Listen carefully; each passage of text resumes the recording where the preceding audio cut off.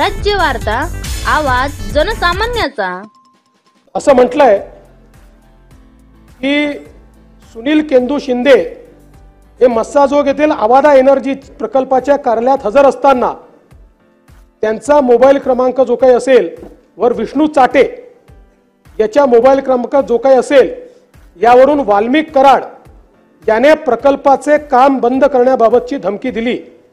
तसेच दुपारी 14:30 सुदर्शन घुले याने कार्यालयात येऊन काम बंद करण्याबाबत धमकी दिली। व काही दिवसापूर्वी Shivaji Thopte project senior manager यांना वाल्मिक कराड याने परळी येथे बोलवून आवादा कंपनीचे काम बंद करा अन्यथा 2 करोड रुपये देऊन काम चालू ठेवा असे सांगितले। व वेळोवेळी विविध लोकांचे मोबाईलवरून प्रत्यक्ष अप्रत्यक्षरित्या प्रकल्पाचे काम बंद न ठेवल्यास मारहाण करण्याच्या व जीवे मारण्याच्या धमक्या दिल्या। हा गुन्हा आधी घडलेला आहे, त्यानंतर हा गुन्हा घडलेला आहे। मात्र या संपूर्ण प्रकरणामध्ये या दोन्ही गुन्ह्यांचा काय संबंध आहे याची चौकशी आपण करतोय।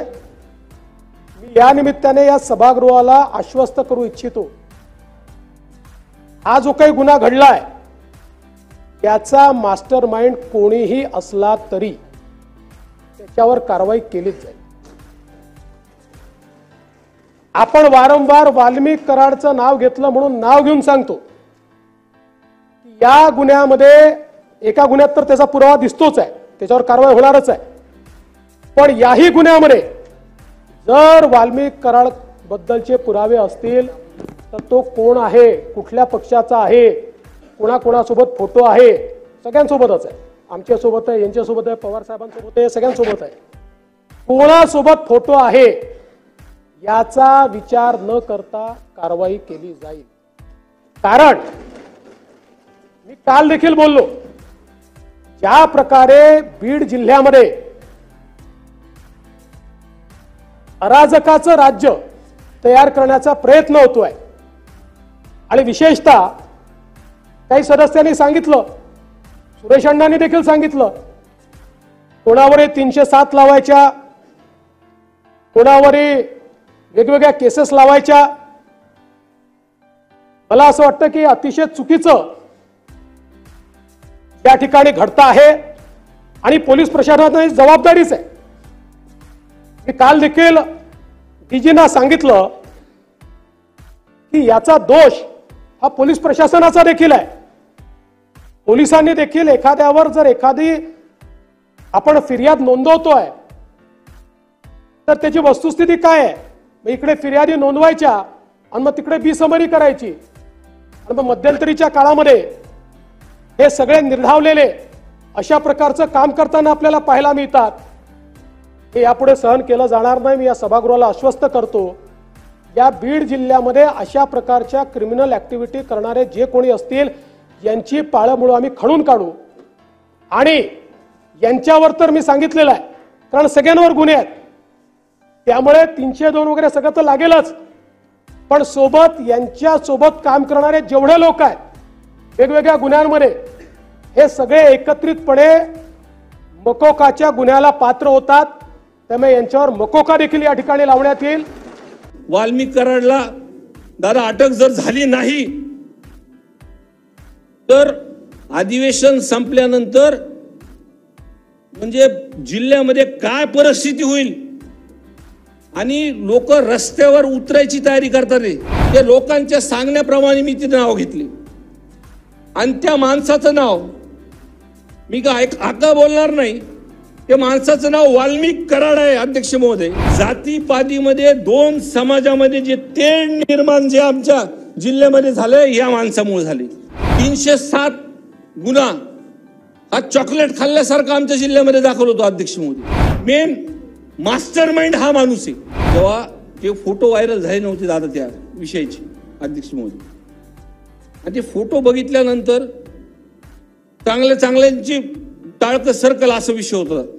7 तारखेला ऍक्शन घेतली नाही म्हणून 9 तारखेला हा गंभीर गुन्हा संतोष देशमुखचे हत्या झाली. सगळ्यात महत्वाचा अध्यक्ष महोदय की जेव्हा संतोष देशमुखला त्या गाडीतून 2 गाड्या अडवून उचलून त्याला घेऊन गेले, त्याचा सहकारी एक त्याच्या सोबत होता आणि तो जेव्हा पोलीस स्टेशनमध्ये जाऊन वारंवार सांगत होता की सरपंचांना घेऊन गेलेला आहे, त्यांचा जीव धोक्यात आहे. पण दादा पोलीस स्टेशनमध्ये कोणतीही ऍक्शन तिथं घेतली नाही. 2-3 तासानंतर जी काय आहे म्हणजे त्यांचं मर्डर झाल्यानंतरच आणि एकदम क्रूरपणे या सभापती महोदय अध्यक्ष महोदय हा विषय झालेला आहे. आणि जसं सुरुवातीला मी बोललो की ह्याच्यामध्ये मला राजकारण आणायचं नाही. गुन्हेगार कोणताही असला या प्रवृत्ती विरुद्ध मी आज इथं बोलत आहे. अध्यक्ष महोदय, हे जे काही कनेक्शन आहे, मी सुरुवातीपासून एक पहिला आमदार म्हणून दादा तिथे मी गेलो होतो आणि नावासहित जी काही लोक मला त्या गावातले सांगत होते त्या लोकांच्या सांगण्याप्रमाणे मी तिथे नाव घेतले आणि त्या माणसाचं नाव मी काय आता बोलणार नाही. त्या माणसाचं नाव वाल्मिक कराड आहे अध्यक्ष महोदय. आणि 6, 9 आणि 11 या तारखेचे जे गुन्हेगार अटक आहेत किंवा या वाल्मिक कराडचे जर मोबाईल रेकॉर्ड जर आपण बघितले आहे अध्यक्ष महोदय, तर पूर्ण गणित देसाई साहेब, पूर्ण गणित हे आपल्या लक्षात येईल अध्यक्ष महोदय. अध्यक्ष महोदय, आमच्या जिल्ह्यामध्ये 2 प्रकार चालू आहेत. एक की गुन्हा खरा असताना सुद्धा लवकर दाखल करत नाही. जसं या गुन्ह्यामध्ये 12 तास उशीर लावला. जेव्हा आंदोलन करायला लोक बसले तेव्हा गुन्हा रजिस्टर झाला. आणि दुसरीकडे खोटे गुन्हे दाखल करणं. 307 गुन्हा हा चॉकलेट खाल्ल्यासारखा आमच्या जिल्ह्यामध्ये दाखल होतो अध्यक्ष महोदय. एक कुटुंब आमच्या जिल्ह्यामध्ये पाटोद्या मधलं रामकृष्ण बांगर म्हणून, त्यांच्या कुटुंबाच्या विषयामध्ये अतिशय घाणेरडा प्रकार झालेला अध्यक्ष महोदय. त्यांच्या मुलावरती एखाद्या मुलाने आपण समजू शकतो दादा की त्यांनी काहीतरी केलं, त्याच्यावरती 307 आपण दाखल केला. पण दुसरा अजून एक गुन्हा त्याच्यामध्ये दाखल केला की त्याचे आई वडील, मुलगा यांच्यावरती अॅट्रॉसिटी दाखल केली. पण अजून तिसऱ्यांदा त्या कुटुंबावरती आई वडील आणि मुलगा 307 दाखल केली. म्हणजे असं काय केलं होतं त्यांनी? म्हणजे जिल्हा दादा अक्षरशः कुणावर काय दाखल होईल आणि कोण कधी काय करल ह्याचा भरोसा नाही. आपण सत्तेमध्ये आहेत सर्वजण दादा. आमची प्रामाणिकपणे इच्छा आहे जे काही हे कनेक्शन लागतंय 6, 9 आणि 11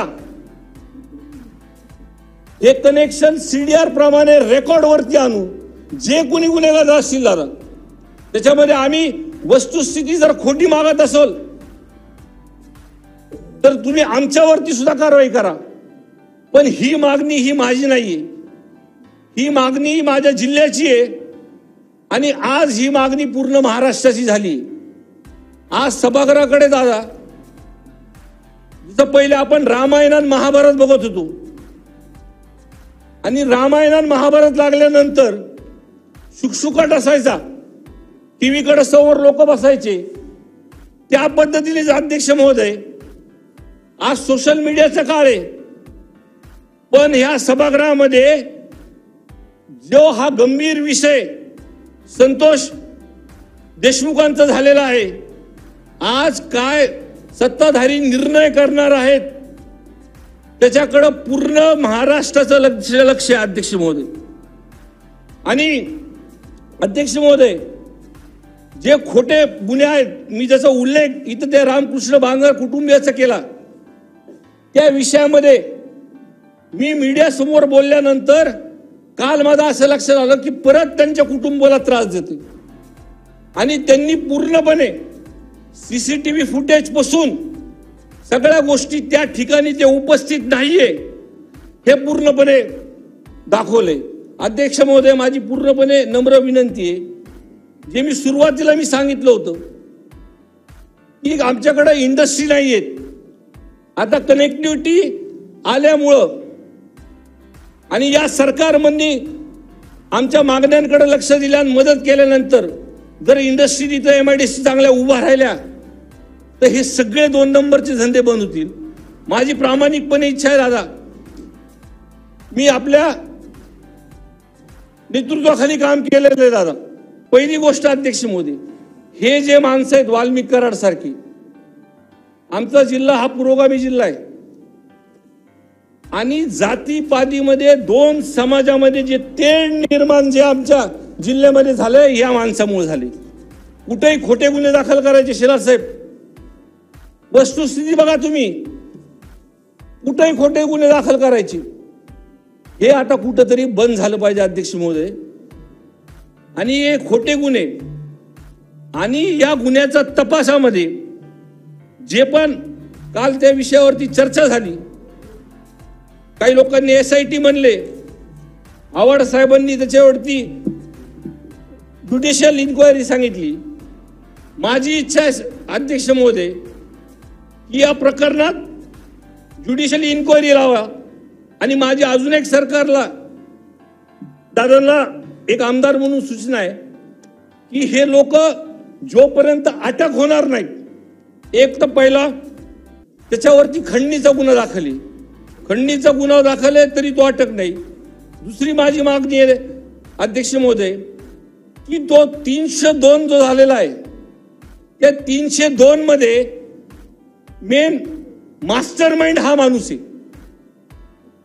म्हणून 302 मध्ये कारस्थान म्हणून ह्याचं नाव 302 मध्ये आलं पाहिजे. ह्याला अटक अधिवेशन संपल्याच्या आधी झाली पाहिजे. कारण का अध्यक्ष महोदय, हे लोक केस तोडण्यामध्ये बाकीच्या काय गोष्टी करण्यामध्ये हे लोक माहिर आहेत, त्यांना अटक झाली पाहिजे.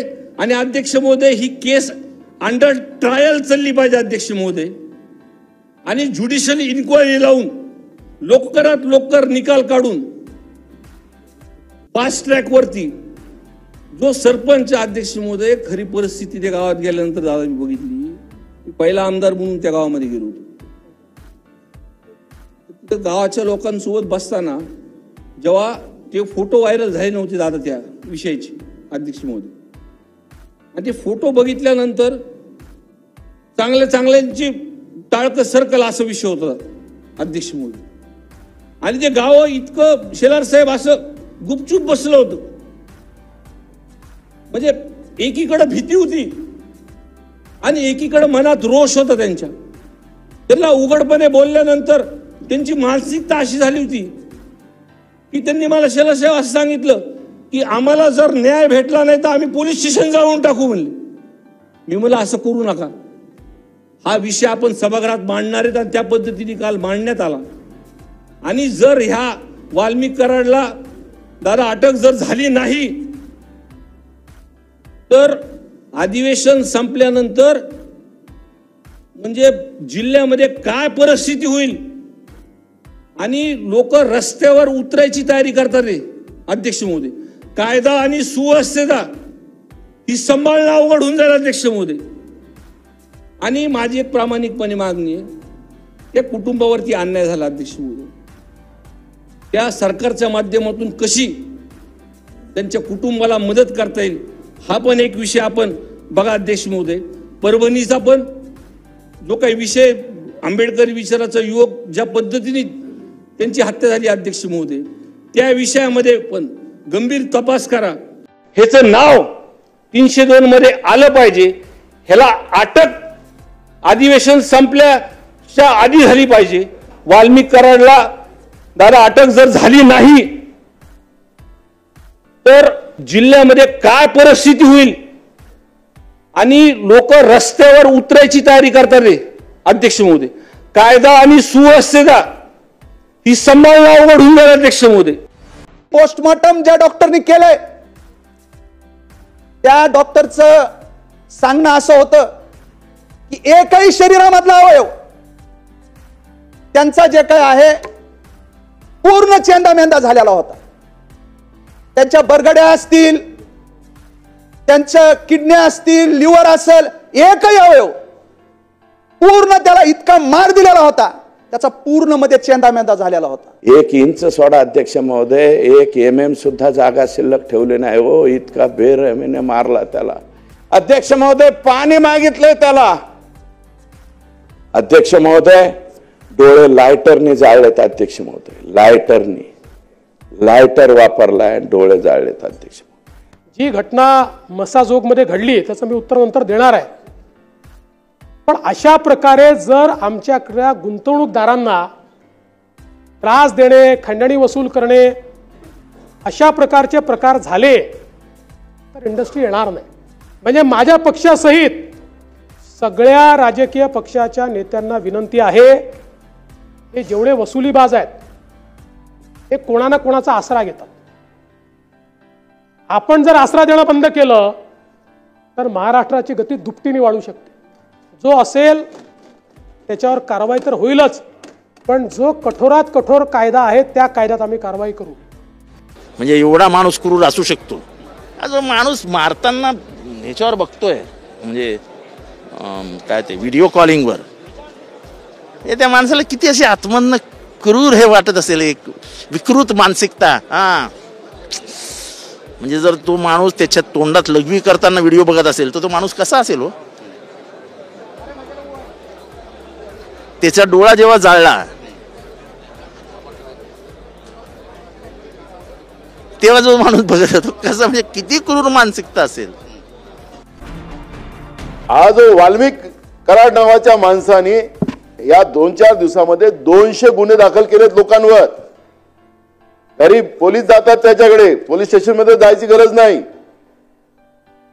खोटे गुन्हे 200 लोकांवर गुन्हे दाखल केलेत. अजूनही त्याचं वर्दस्त आहे, शासन तो चालवतो तिकडे.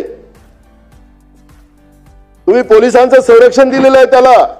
म्हणजे बुड्डी का बाल मिळायचे ना जुन्या काळात, गर्दी गंमत देखो बुड्डी का बाल वगैरे, ते असं घंटे बिंटे वाजवायचे. तशा पद्धतीनं 307च्या केसेस कोणावरती लादल्या गेल्यात. जरा रेकॉर्ड काढावं. मी आमच्या बीडच्या एसपींना रेकॉर्ड मागितलंय की चण्या फुटाण्यासारख्या 307 किती दाखल केलेल्या आहेत आणि त्या कशा पद्धतीने दाखल झाल्यात, कोणाच्या सांगण्यावर दाखल झाल्यात, आणि विनाकारण मारायचं त्यांनीच आणि गुन्हे दाखल करायचे. वाल्मिक कराडचं नाव कोणी घेत नाहीये. वाल्मिक कराड हा त्या जिल्ह्यातल्या डॉनचा छोटा शकील आहे. आता डॉन कोण हे विचारू नका. बी तर समजतं की नाही कोण, डी फॉर डॉन. मी अजून या प्रकरणामध्ये धनंजय मुंडे किंवा वाल्मिकांना यांचं नाव मी घेतलेलंच नाही.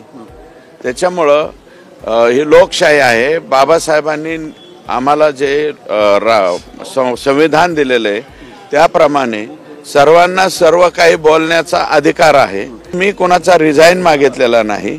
कुणी मंत्री झाले म्हणून मला काही वाईट वाटलेलं नाही. त्यांचा संबंध आहे ना वाल्मिक कराडांशी. वाल्मिक कराड आणि धनंजय मुंडे यांचे संबंध कसे आहेत हे पंकजाताईंनी जाहीर भाषणात सांगितलंय. मुख्यमंत्र्यांनी सांगितलेलं आहे, मी कुणालाही सोडणार नाही. एवढं वाक्य आमच्यासाठी काफी आहे.